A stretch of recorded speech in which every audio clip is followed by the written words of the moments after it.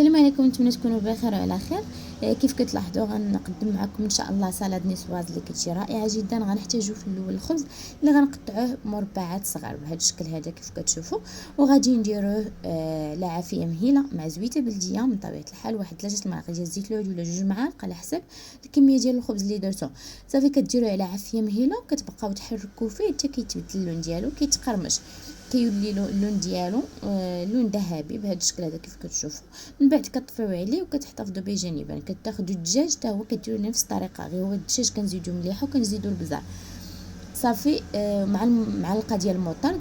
صافي من بعد كناخذوا الخس كنقطعوه بهذا الشكل هذا، كنديروه كنزيدوا عليه الخيار اللي مقطع مربعات صغار، وكذلك كنديروا ماتيشه مقطعه مربعات. يمكن لكم ديروا طوماط سوغيز يعني اللي عندكم كديروا الزيتون مقطع دويرات، كتزيدوا الخبز اللي صايبناه.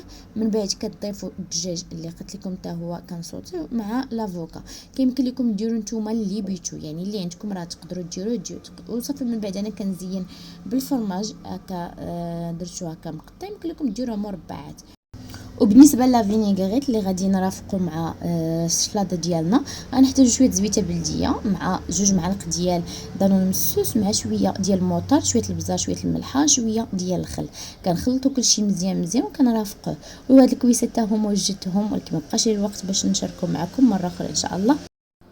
وبالنسبه للميني تاكوس غادي نحتاجو فيه ان شاء الله الخبز ديال التاكوس اللي غادي نقسموه على 2 بهذا الشكل هذا كيف كتشوفوا.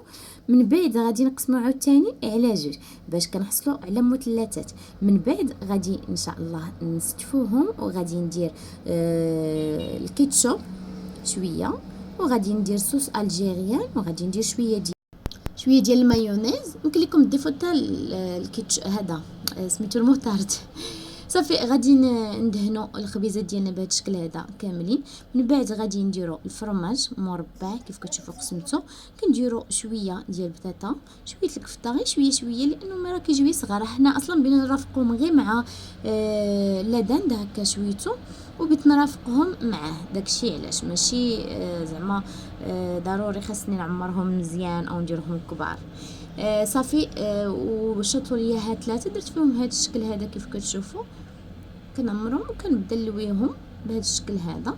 صافي كنسالي الكميه كامله وكنديرهم في الاله ديال البانيني، حتى كيتحمروا صافي، وكنقدموهم بالصحه والراحه. وإلا عجبكم الفيديو ما تنساوش تضغطوا على لايك وتشاركونا تعليقاتكم وتشاركوا مع الاصدقاء ديالكم. شكرا لكم بزاف على حسن المتابعه.